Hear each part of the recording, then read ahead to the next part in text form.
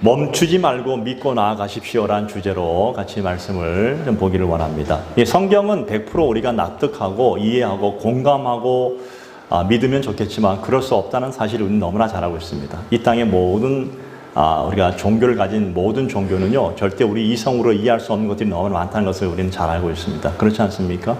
성경 자체를 아무리 봐도 처음 창세기부터 요한계시록까지 우리가 납득하고 이해할 수 없는 부분들이 너무나 많이 있기 때문에 그냥 우리의 이성으로 보면 이 성경이 도저히 이해가 되지 않습니다. 그래서 성경은 뭐라 말합니까? 성경은 우리에게 그냥 신앙적으로 그냥 받아들일 것을 요구합니다. 여러분이 공감이라는 거 있잖아요. 이 공감이라는 단어가 굉장히 중요하지 않습니까? 그죠? 부모와 자식 간에, 학생과 또 선생님 간에, 또 직장 상사와 또 사원들 간에, 또 모든 공동체에 이 공감이라는 단어가 요즘 굉장히 중요한 단어로 떠오르고 있습니다.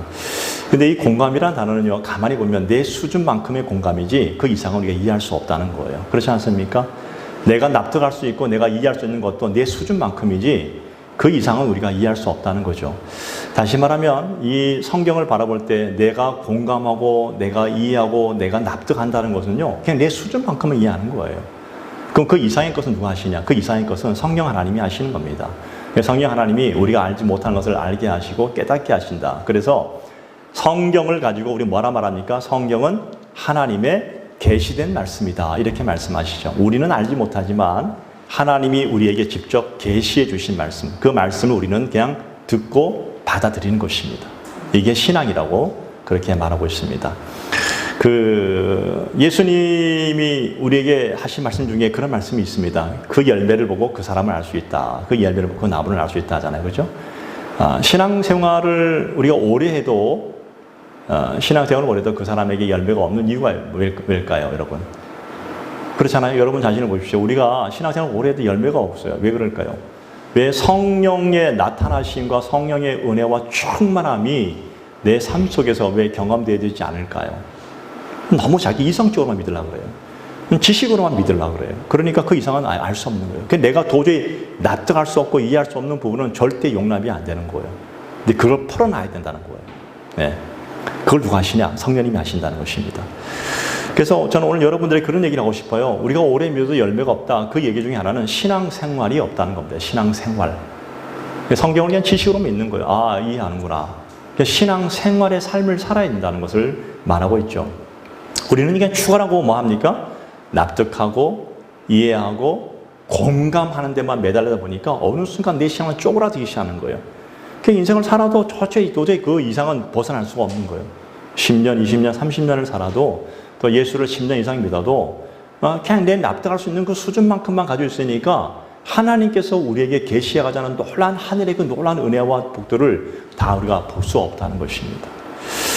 오늘 여러분 베드로를 보시기 바랍니다. 이 베드로가 그 밤새 고기 한 마리 잡지 못하고 얼마나 처절했습니까?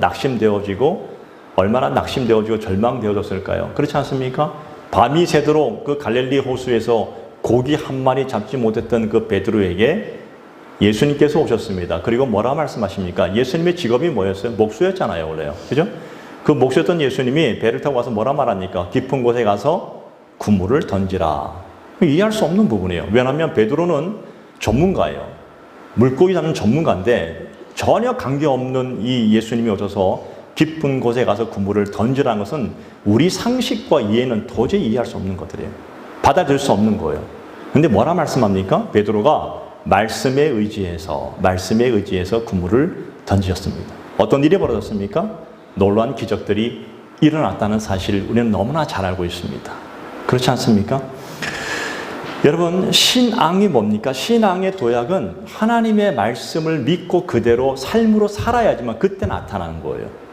할렐루야. 신앙이 뭡니까? 오늘 저희가 말씀을 듣잖아요. 그죠? 말씀을 전하잖아요. 그 말씀을 듣고 그대로 신앙의 삶 속에 내 삶에서 그대로 적용해야지만 그때 나타나는 거예요.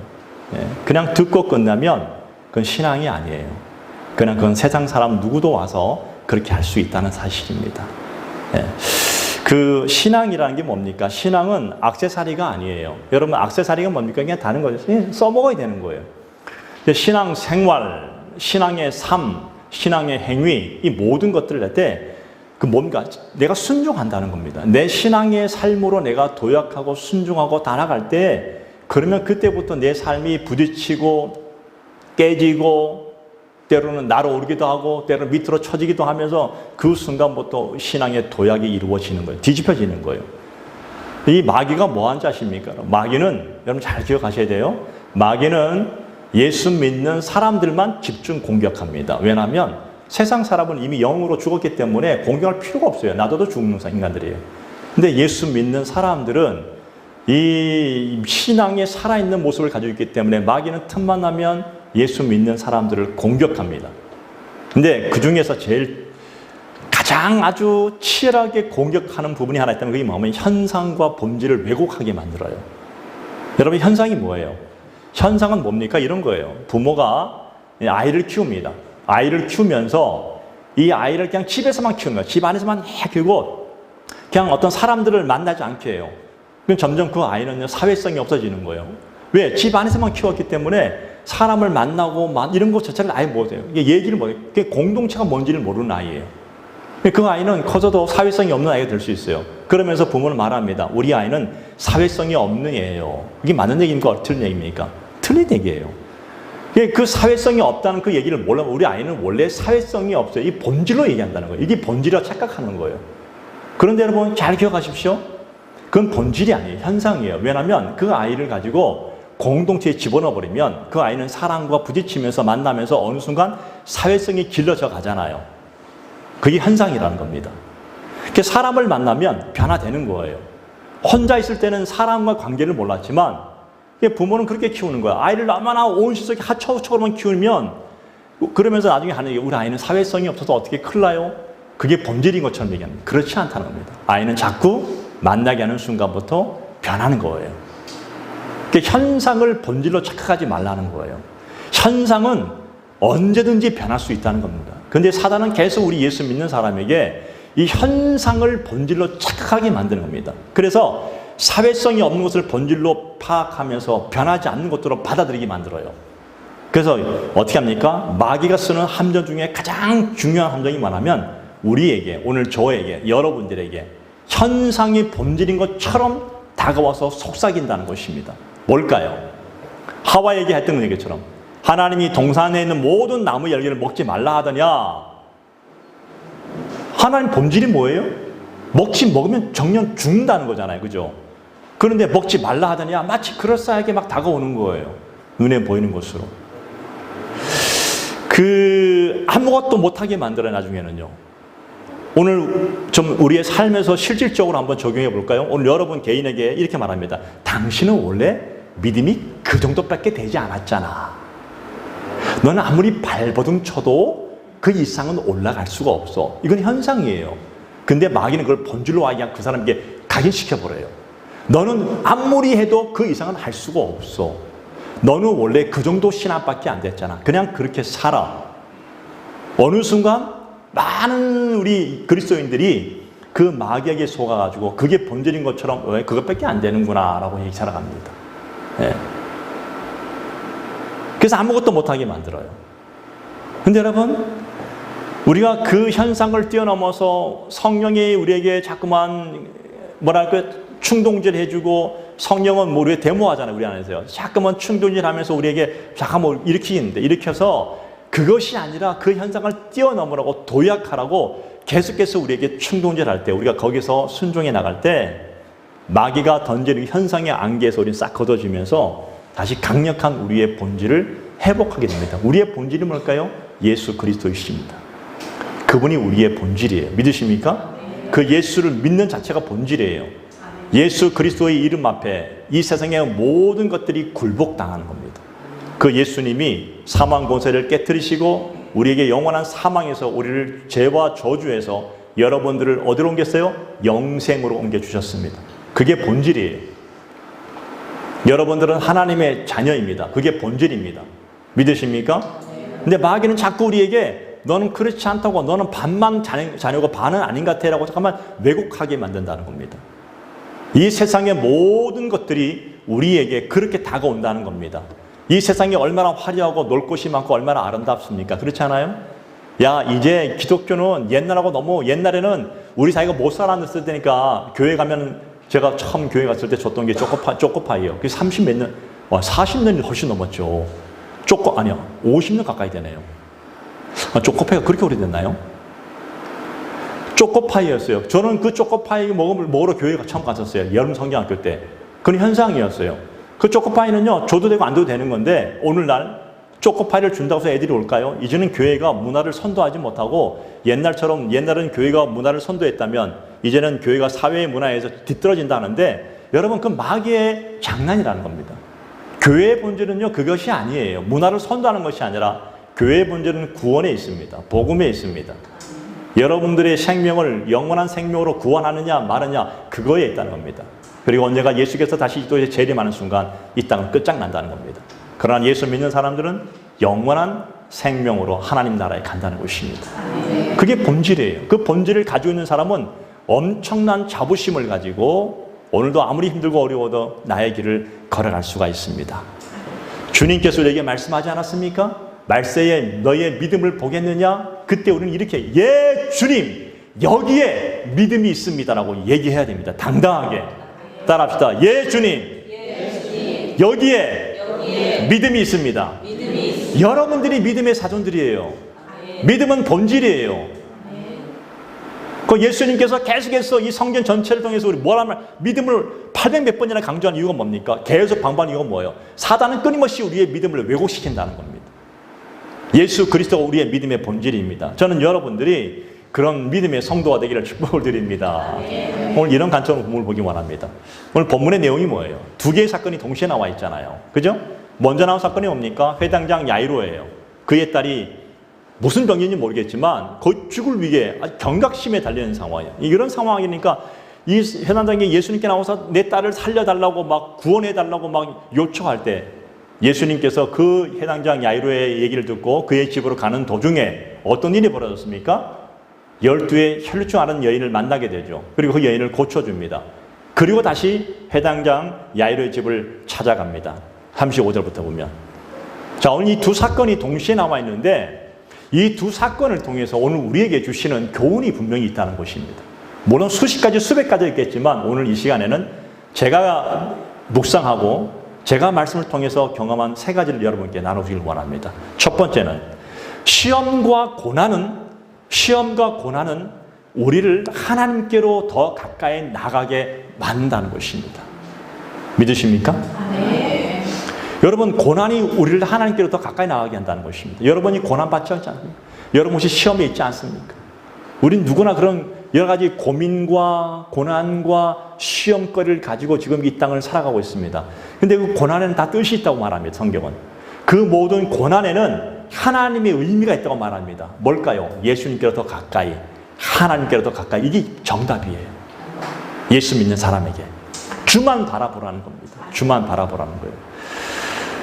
여러분, 평탄함을 가지고 살아가면 모든 사람의 소망이 뭡니까? 걱정, 근심 다 떨쳐내고 평탄하게 마음으로, 육신으로 걱정 없이 살고 싶어요. 맞습니까? 그게 모든 사람의 모습이에요. 그런 평탄함을 가지고 살아가고 유복하게 살아가면 너무나 좋은데 여러분 생각해 보십시오. 집사님 그런 인생을 평생 살아오셨습니까? 아니죠. 저도 마찬가지지만 여러분도 마찬가지고 앞으로 살아갈 청년도 마찬가지예요.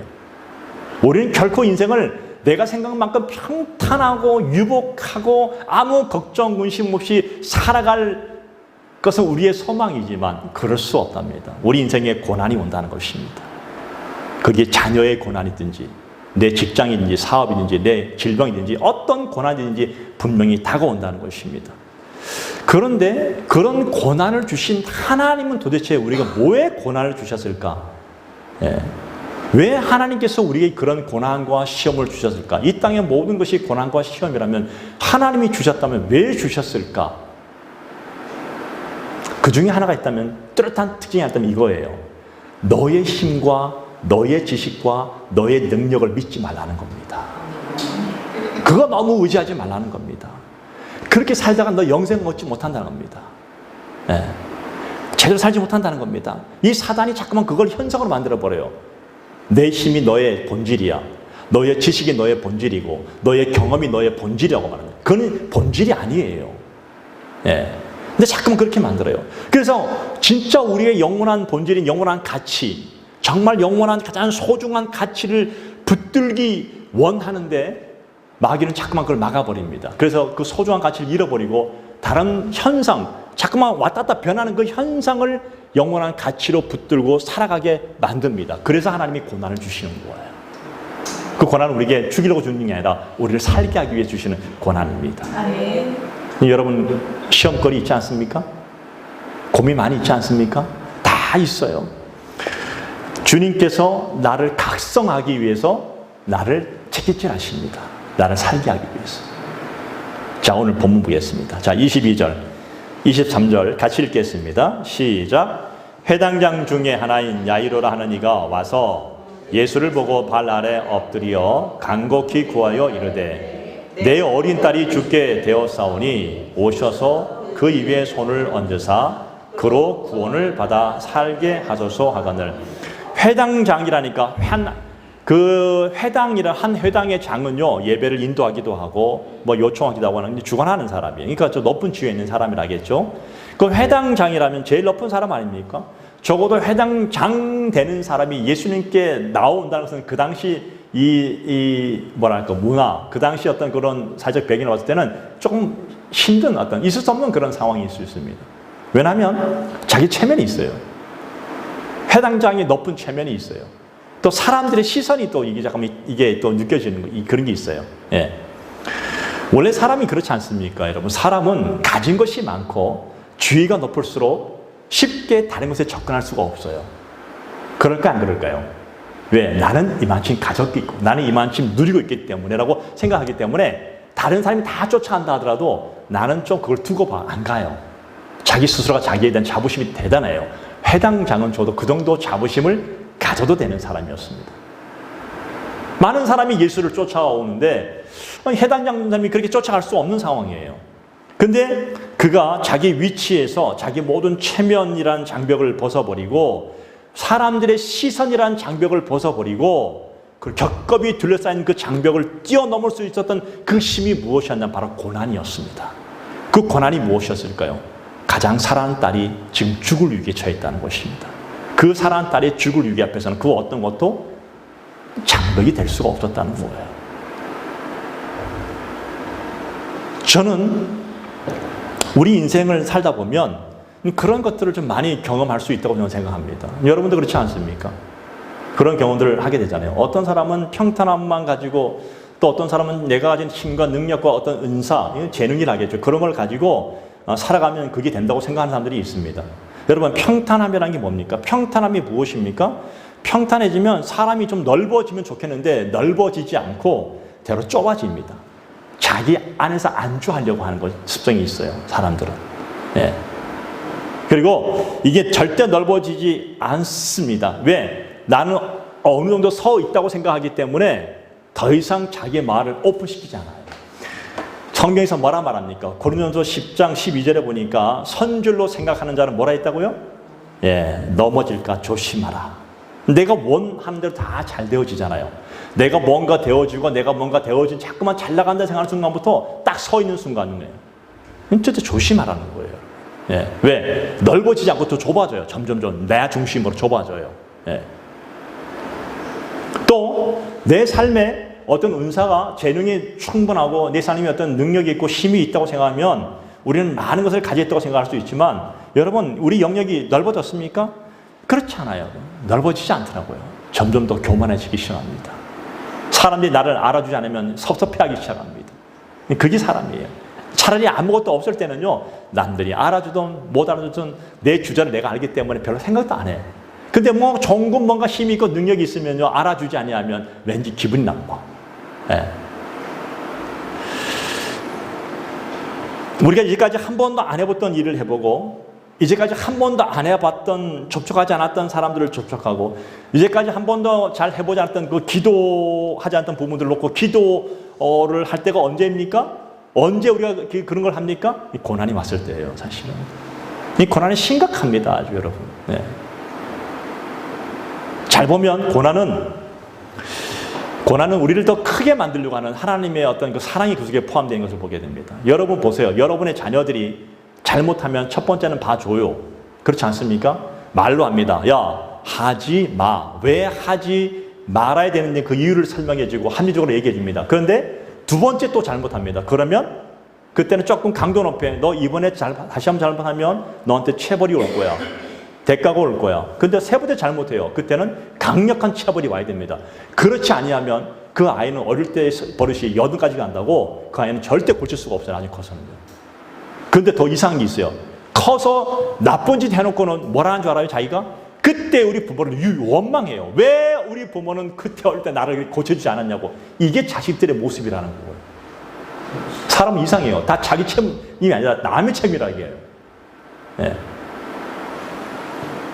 고난이 왔을 때 하나님이 우리에게 고난을 주신 이유는 우리에게 정신 차리고 다시 잘 살아야 된다고, 하나님의 자녀로 살아갈 수 있도록 그 한계를 뛰어넘게 하기 위해서 주시는 은혜의 선물입니다. 할렐루야. 네. 여러분 고난이 많이 있을 거예요. 지금 어떤 사람은 고난이 긴 사람도 있고, 어떤 사람은 고난이 짧게 왔다가, 어떤 사람은 여러 가지 시험과 고난이 온다. 기억하십시오. 하나님이 나로 하여금 한계를 뛰어넘게 하시는 하나님이 주신 은혜구나 믿으셔야 됩니다. 지금은 우리나라 권투가 별로 그렇게 유명하지 않아요. 그런데 제가 어릴 때마다 한 80년, 70년마다요, 우리나라 권투는요, 전 세계 챔피언이 2명, 3명 나올 정도로 굉장히 권투가 셌습니다. 그때 나왔던 그 단어가 헝그리 복서예요. 헝그리 복서. 헝그리 복서가 뭐예요? 배고픔을 안다는 거예요. 배고픔을 많으니까 죽어라고 연습하고 죽어라고 해가지고 하면은 뭐 헝그리 복서라고. 지금은 옛날에 그 임춘혜 선수가 뭐 아시안 게임에서 했을 때 뭐 라면만 먹고 그건 거짓말이었지만, 그러니까 배고픔을 하는 사람은 죽으러 가는 거예요. 여러분 권투라는 게 뭐예요? 권투는 잘 먹고 잘 해야지만 이게 힘이 날 거 아닙니까? 그렇지 않습니까? 고기도 먹고 체계적으로 잘 자고 좋은 환경에서 막 해도 잘 같은데, 옛날에는 그러지 않았나 봐요. 오히려 못 먹고 못 살고 막 그런 친구들이 정말 이 자기 신분을 뛰어넘겠다고 그 헝그리 복서의 정신으로 막 도전해 나갔을 때, 권투로 세계 챔피언 되신 분들은 다 100% 그런 분들이었습니다. 굶는 사람이 배고픈 사람의 심정을 알고 굶는 사람이 더 간절한 거예요. 저는요 그때 뭘 봤냐면 이런 게 있었어요. 아, 간절한 사람이 결국 뭘 이뤄내는구나. 능력도 중요하고 다 중요하지만 간절한 사람이 뭘 이뤄내는구나. 저는 우리 삶도 마찬가지 생각해요. 우리 하나님께서 우리에게 어떤 힘으로 넘을 수 없는 한계를 이 고난이라는 이 축복을 통해서 넓게 만들어 가신다. 근데 우리 안에 그 고난 중에서 우리에게 간절함을 주시는 거예요. 저는 여러분들이 지금 당하는 고난이 있다면 이 고난이 여러분에게 유익이 되기를 축복을 드립니다. 그리고 그 고난을 뛰어넘어서 여러분이 하나님이 여러분에게 예비하신 놀라운 은혜들을 풍성히 누리기를 축복을 드립니다. 네. 야이로 체면과 모든 사람들의 시선 다 벗어버리고 딸의 그 죽음이라는 그 현실 앞에서 예수님께 가까이 나갈 수 있는 그 모든 한계를 벗어버리고 다가갔습니다. 그런 의미에서 우리의 삶의 고난들을 좀 이해했으면 좋겠다 생각이 들어요. 오늘 여러분 개인에게 고난이 다 틀리지만 각자 나름대로 그 모든 고난이 있습니다. 그 고난들을 한번 좀 깊이 이해해 볼 수 있는 그런 사색의 시간도 분명히 필요해요. 하나님께서 왜 내게 이런 고난을 주셨고, 왜 하나님께서 내게 왜 이런 지속적인 고난을 계속에게 내게 줄까? 이유는 딱 하나입니다. 너의 한계를 뛰어넘으라는 거예요. 뭘로? 믿음으로. 신앙으로. 신앙으로 반응해 보라는 겁니다. 얼마든지 여러분들은 하나님의 목적은 여러분들이 모든 시험과 고난에서 승리하는 성도가 되기를 원하십니다.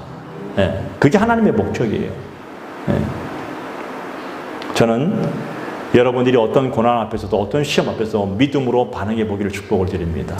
두 번째 교훈은 다른 사명에 충성해도 내 문제는 해결된다는 겁니다. 다른 것에 충성해도 내 문제는 해결될 수 있다. 예수님께서 지금 야이로의 부탁을 듣고 지금 그의 집으로 가고 있는 상황이에요.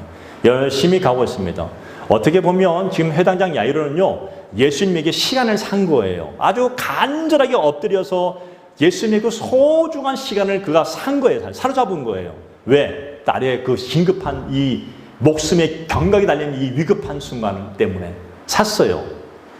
근데 병이 무슨 병인지는 모르지만 지금 숨이 오르락 내리락 갔다 갔다 했나 봐. 거의 뭐 이제 좀 있으면 이제 의사도 곧 이제 운명할 것 같은데 이런 상황이었던 것 같아요, 보니까. 예수님도 그것을 알아요. 다급하게 가고 있는 거예요, 지금요. 열심히 가고 있는데, 가고 있는 그 순간에 방해꾼이 나타납니다. 어떤 여자였어요. 어떤 여자.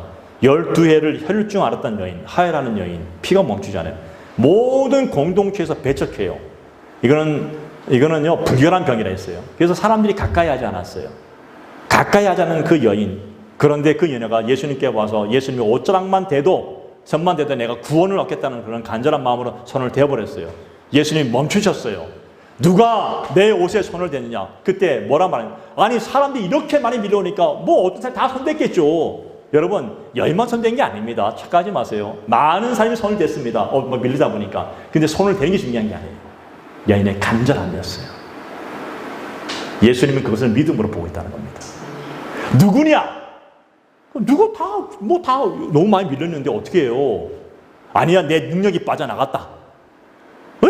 누구예요? 막 그런 거예요, 지금요.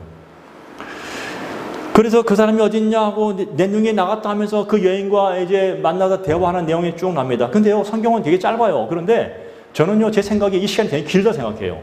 가는 도중에 딱 멈추고 누구냐 막 사람들이 얼마나 많이 웅성대고 막 몰려오고 삥 둘러쌌을까요? 누구냐? 누가 내 손에 옷을 댔냐? 능 빠져나갔다. 그때 여인이 와서 막 엎드려 얘기하게 되죠. 그 시간이 좀 꽤 시간이 걸렸을 것 같아요, 보니까. 한참 얘기하는 도중이에요. 대화를 나누는데 시간이 흐르는 상태에서 여러분, 이때 정말 가장 답답하고 가장 초조한 사람이 누구였을 것 같아요? 야이로였어요. 곧 죽을 것 같은데 딸 때문에 지금 그분의 시간을 사가지고 그분이 내게 오신다고 집으로 간다 해서 데리고 모시고 왔는데 이상한 여인이 나타나가지고 방해 놓는 거예요. 방해 놓는 거잖아요. 더군다나 보십시오. 12해를 혈류증 앓았다. 많은 의사를 만났지만 아무도 고치지 못했다. 모든 재산을 탕진했다. 그러면 이건요, 이런 거예요. 12년 동안을 겪었던 이제 만성병이에요. 당장 죽지 않는 병이 될 수 있다는 겁니다. 이 야이로의 마음속에 아마 그것이 단 하루가 늦는다 해서 뭐 죽고 사는 그런 문제가 아니었다는 거예요. 안 그렇습니까, 여러분? 그러면 아마 야이로는 이 여자를 미치고 아마 이렇게 얘기할 수 있는 상황이 아니었을까요? 너는 지금 당장 12년 동안 그런 병을 앓았지만 당장 내 딸은 지금 죽을 위기에 놓여 있는데 넌 내일 와야 되지 않느냐? 왜 지금 너가 예수님의 발걸음을 멈추게 했느냐? 너는 만성병이지 않느냐? 지금 내 딸은 죽으나 사냐 문제야. 네. 귀찮게 하지 말고 다음엔 찾아오면 안 되겠느냐? 막 이렇게 얘기할 수 있는 상황 아니었을까요? 근데 성경은 야이로는 그런 모습을 전혀 보이지 않고 있다는 거예요. 너무 신기해서 저는 이것이 굉장히 신앙적으로 의미가 있다고 생각해요. 왜냐하면 시간을 오래 끌었어요. 근데 야이로의 마음에 이런 초조하고 안타까운 마음이 있는데 그런 마음속에 있는 그 야이로는 정말 속이 불고 끓지 않았을까요? 여러분? 35절. 그런데 예수께서 말씀하실 때 자, 12해를 혈류증 앓았던 여인과 말씀할 때 회당장의 집에서 사람이 찾아와서 회당장에게 이르되 뭐 했어요? 당신의 딸이 죽었나이다. 어찌하여 선생을 더 괴롭게 하나이까? 죽었으니까 이제 더 이상 뭐 끝내라는 거예요. 안 된다는 겁니다, 이제. 당신의 딸이 죽었다는 거예요. 이 청청병약의 소리가 들어오는 거예요, 여러분. 여러분, 죽음이라는 것이 얼마나 사람들에게 고통스러운 일입니까, 여러분? 죽었다는 거예요. 이 말을 들을 때 야이로의 마음속에 정말 엄청난 분노심이 일지 않았을까요? 허탈감과 분노심이 동시에 오지 않았을까요? 그러면서 그 시선이 여인에게 가지 않았을까요? 같이 있었잖아요, 현장에. 너 때문에 내 딸이 죽었다고 막 원망하지 않았을까요? 근데 전혀 성경은 그러지 않았다고 이야기하고 있다는 거예요. 36절을 보십시오.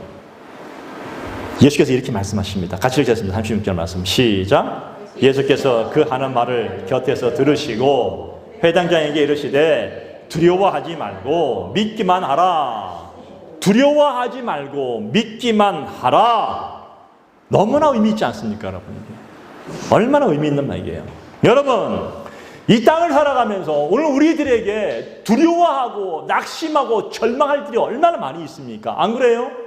근데 우리 예수님께서 지금 이 시간 2023년 5월 며칠이 오늘이에요? 21일 11시 47분에 말씀하십니다. 따라합시다. 두려워하지 말고 믿기만 하라. 그게 신앙입니다. 두려워하지 말고 믿기만 하라. 믿음이 무엇이냐? 한마디로 정리하기 너무 힘들어요. 많은 것들이 있기 때문에. 그런데 믿음의 사람들에게 나타나는 현상이 하나가 있어요. 그게 뭔가 하면 초조해하지 않아요. 믿음이 없을 때 나타나는 현상이 있어요. 뭔가 하면 초조해하고 불안해합니다.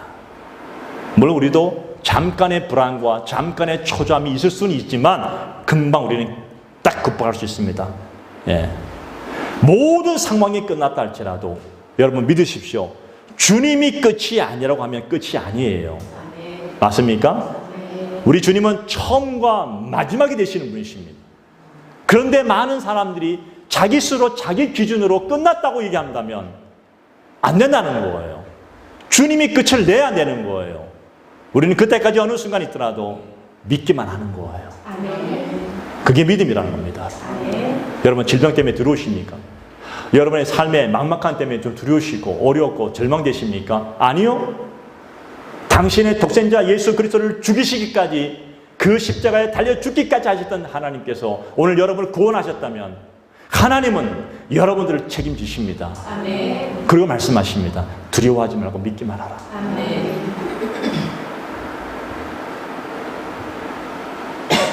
그런데 많은 분들이 초조해하고 두려워하는 이유가 뭔지 아십니까? 이번이 마지막 기회라고 생각하니까 초조해하는 거예요. 여러분 제가 작년 한 해 동안 보이스피싱 당했던 그 소절 한번 들어왔어요. 한번요. 그 어떤 형사가 나와서 그 얘기하는데 수천억이 넘더만 우리나라에서는요. 그런데 똑똑한 사람들이 당한 사람이 너무 많아요. 제가 아는 어떤 권사님도 너무나 똑똑하신 분인데 2천만 원 당했어요. 얼마 안 됐어요. 깜짝 놀랐어요. 그래서 놀랐어요. 아, 세상에 사기꾼은 우리가 이길 수가 없구나. 얼마나 많아. 근데 그 보이스피싱 당하는 사람들의 심리가 우리를 어떻게 공유하십니까? 이번이 마지막이야. 아주 그 사람의 마음을 초조하게 만들어요. 불안하게 만들어요. 그리고 땡겨버려요. 넘어갑니다. 많이. 제가 지금 이 얘기를 하는 순간 목사님 저는 그래도 절대로 안 넘어갈 거예요. 이런 교만한 생각을 가지고 있으면 안 된다는 겁니다. 우리는 그 순간 주님께 기도하면서 하나님께서 당하지 않도록 기도해야 돼요. 네. 그래서 저는 방법이 하나 있어요. 저는 제 휴대폰에 모르는 전화번호는 아예 안 받습니다. 그리고 혹시 010으로 오는 전화가 있다면 제가 문자로 혹시 누구신지요? 이렇게 보내요. 안 오면 보이스피싱이에요. 요즘 그런 시대가 됐어요. 우리가 유혹에 빠진 이유가 뭔지 아십니까? 사기당하는 사람 특징을 보게 되면 다들 급해요. 이번이 마지막에 이걸 놓치면 안 된다는 그 조급함 때문에 많은 분들이 거기에 사기를 당해요. 너무나 많이 있어요. 그런데 예. 사역을 하다 보니까 그런 마음이 있더라고. 제 마음속에 사역을 하다 보니까 하나님께서 주시는 그런 지혜들이 있어요. 이거 어떤 지혜라면 그 지혜가 뭔가 하면 느낌이라는 거예요. 성령께서 내게 느낌을 주실 때 그 성령이 주신 느낌이에요. 어떤 느낌이냐면 딱 와요. 저분 너무 서두르시네? 너무 서두른 게 보여요. 그러면 저건 하나님께서 내게 지금 사인을 주시니까요. 서두르게 하지 마. 왜 서두르지? 근데 그분은 그게 초조하고 불안하고 마지막으로 생각하기 때문에 서두르는 거고 제 3자에서 제가 영적으로 바라보면 성령 주시는 은혜가 있어요. 멈추게 해. 기다리게 해.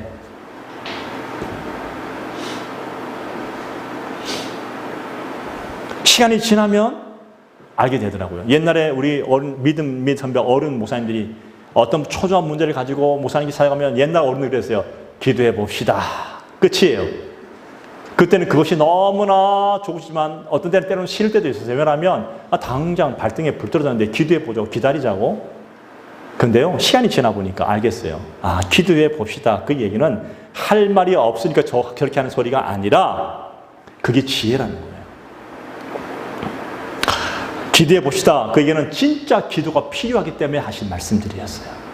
오늘 여러분에게 정말 초조하고 급하고 위급한 일이고 또 답답한 것도 있습니까? 기도해 보시기 바랍니다. 이게 지혜예요. 기도하라는 사인이에요. 그럼 지혜는 하나님이 주십니다. 네. 하나님께서 우리에게 주시는 그런 은혜들이 분명히 많이 있습니다. 중요한 것은 그런 것 같아요. 우리 삶에 내 삶의 목표가 있지만 그것에만 너무 매달면 중요한 것이 아니라 그것이 아니라 오늘 혈루증하는 여인이 중간에 가다 만났잖아요. 그녀를 고치는 것, 그 여인을 고치는 것도 중요하다는 거예요. 그걸 도외시하고 뛰어넘으면 안 된다는 겁니다. 예. 고쳐야 된다. 그래야지만 내 딸도 고칠 수 있다는 거예요. 지금 좀 더 쉽게 접근해 볼까요? 지금 우리 안에 내가 지금 해야 될 일들이 있어요. 내 사역들이 있어요. 봉사가 있어요. 그거 뛰어넘지 말라는 거예요. 그걸 해라는 거예요. 지금 당장 하라는 거예요. 그걸 하는 게 중요하다는 거예요. 예. 믿음의 사람들이, 특별히 믿음이 연약하신 분들 보면 이런 사고를 가지고 있는 분들이 있을 수 있어요. 이렇게 생각하더라고요. 하나님의 일과 내 일이 있어요. 하나님의 일과 좀 구분한다면 하나님 위해서 직접적으로 봉사하고 사역하는 일과 내가 세상에서 일하는 나의 모든 사역을 제가 구분해 볼게요. 한다면 하나님의 일을 50% 하면 내 일은 50%밖에 못한다고 생각하는 분들이 계세요. 왜? 시간적으로 봤을 때.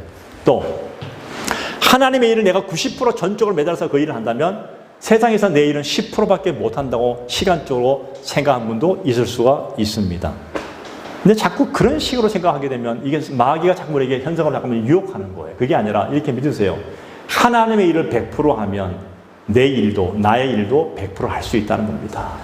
그게 하나님의 방법이에요. 믿으십니까? 네.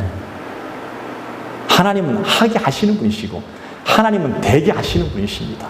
따라합시다. 하나님의 일을 100% 하면 세상에서 내 일도 100% 하게 하신다. 그게 하나님의 방법이에요.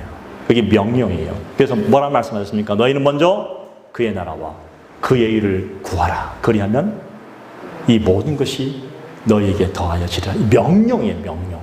네. 오늘 야이로 딸을 살리는 내용을 통해서 초조해하지 마시고 믿음의 여유를 가지시고 달려가기를 축복을 드립니다. 창세기 6장에 보게 되면 그 이삭이 블레셋 땅에서 우물을 팠어요. 우물이 이삭만 나와요. 그 광야에서 우물이 나오는 것은 그 일의 큰 재산이에요. 다른 블레셋 사람도 안 나왔어요. 그냥 아비멜렉이 와서 해방했어요. 그거 우리 거야, 우리 땅이야. 이삭이 줘버렸어요.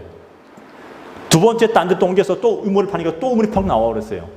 또 와서 그 우리 거야 하니까 또 줘버렸어요. 그거 참 얼마나 억울할까요? 이 우물 파는 게 이게 쉬운 일이 아니거든요. 요금처럼 뭐 중장비로 막 이런 게 아니라 선으로 파야 되잖아요. 얼마나 깊이 파야지만 물이 나올까요? 세 번째 가서 또 파는데 또 물이 뻥 터져버렸어요. 이제야 아비멜렉이 화친을 청해요. 안 하게. 아, 이건 뭔가 있다. 아, 저 사람한테 뭔가 있어. 뭔가 하나님이 뭔가 함께 있는 그런 두려움이 생긴 거예요. 그때 이 이삭이 이렇게 그곳을 누워보시다. 누워보. 여러분, 누워보시라는 얘기가 뭔가 하면 내 장소를 넓게 하여 주셨다. 그렇게 말씀하시는 거예요. 넓게 주다. 처음에 내가 우물을 팠을 때 그 좁은 거로 내가 만약에 이 사람들이 방해하지 않았다면 그 좁은 것을 만족해야 되는데 처음 걸 양보하고 두 번째 것을 양보했다니까 세 번째 걸 때니까 하나님이 이 장소를 더 넓게 해 주셨다고 말하는 거예요. 하나님은 절대 당신의 자녀들이 손해보게 하지 않으십니다. 아멘. 할렐루야. 아멘. 하나님 그런 분이시잖아요. 예, 큰 그릇이 되어졌다는 겁니다. 믿음으로 넓게 되었다는 거예요. 믿음으로. 실제로 이삭은 물질적으로도 큰 축복을 받았습니다. 그게 바로 성도의 여유 아닙니까? 하나님은 여러분을 넓게 해주실 것입니다. 지금 눈앞에 있는 것들을 외면하지 마시고 내가 해야 될 것을 해나가십시오. 손해보는 게 아니에요. 그러면 하나님은 당신들을 더 넓은 곳으로 인도해 주십니다. 그게 야이로에게 주신 하나님의 은혜였어요. 세 번째, 본자와 들은 자에게 주어지는 사명이 있어요. 여러분, 여기 보니까 야이로의 딸을 살릴 때 그냥 무리들을 쭉 모아놓고 살린 것이 아니더라고요. 여러분 37절 말씀 보세요. 자, 본문 37절 말씀 읽어볼까요? 시작. 베드로와 야고보의 형제 요한 외에 아무도 따라옴을 허락하지 아니하시고, 예, 베드로, 야고보, 요한은 예수님의 거의 총리하는 제자들 3명이었어요. 그래서 세 제자만 데려갔다. 여러분 성경을 신학성 보면 딱 3번 나와요. 예수님이 베드로, 요한, 야고보를 너무나 총애했어요. 딱 3번. 첫 번째는 오늘 본문이에요. 야이로의 딸을, 죽은 딸을 살린데 그 제자들이 함께하게 했어요. 3명의 제자가. 뭘 보여주셨을까요? 주님은 죽음도 극복하시는 분이시다. 죽음도 살리게 하시는 전능하신 주이시다는 사실을 제자들이 보여주신 거예요. 직접적으로. 네. 두 번째는 변화산이었어요. 변화산성에서 제자들만 데려갔던 이유가 무엇일까요? 예수는 부활의 주가 되시고 영광 가운데 임하실 거라는 사실을 보여주셨어요. 세 번째는 마지막이라면 십자가를 지시기 전날 겟세마네 동산에서 기도할 때였어요. 그 세 제자만 데려갔어요. 가장 중요한 걸 뭘 보는지 기도만이 모든 능력의 원천이라는 것을 보여주기만 했어요.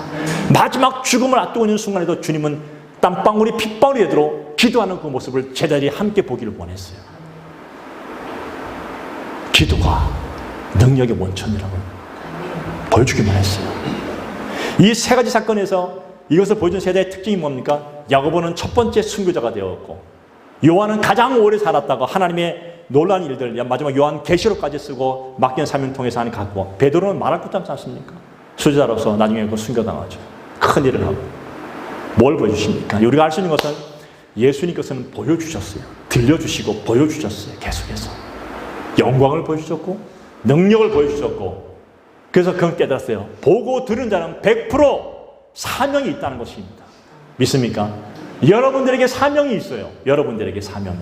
네. 여러분, 요한 사도행전 4장을 보게 되면 이 제자들이 하도 복음을 전하다 보니까 시끌하다 보니까 간원들이 이 제자들 끌고 왔어요. 잡아오고 끌고 왔어요. 그럼 뭐라 말합니까? 경계하여 불러야 돼. 도무지 예수님의 입으로 말하지도 말고 가르치지도 마. 위협을 했습니다. 그때 베드로가 이렇게 외칩니다. 하나님 앞에서 너희 말을 듣는 것이 하나님 말씀 듣는 것보다 옳은가 판단하라. 그러면서 베드로가 하신 말이, 베드로가 외친 말이 이거예요. 우리는 보고 들은 것을 말하지 아니할 수가 없도다. 보고 들은 것을 말하지 아니할 수가 없도다. 들었단 말이에요. 우리는 들었어요. 우리는 지금 보지 못했지만 우리는 말씀을 들었어요. 들은 것을 외치지 않을 수 없도다. 그가 증거한 것입니다. 하나님 오늘 저와 여러분들에게 듣게 해주셨습니다. 말씀을 보게 해주셨습니다. 많은 능력과 기적들을 우리에게 알게 해주셨습니다. 오늘 여러분 보고 들은 자에게는 사명이 있어요. 그 사명을 감당하라고 주셨습니다. 저는 여러분의 그런 사명을 감당하는 복된 성도가 되기를 축복을 드립니다. 야이로, 그 후에 어떻게 되는지는 안 나오지만 야이로는 주님의 놀라운 은혜 가운데 그 자녀가 놀랍게 부활한, 다시 살아난 것을 보고 보면서 어떻게 했을 것 같아요, 여러분? 보고 들었으니까 평생을 주의 복음을 위해서 쫓아가지 않았겠습니까? 전 저와 여러분들이 그런 인생을 살아가는 복된 성도 되기를 간절히 축복을 드립니다. 기도하겠습니다. 하나님.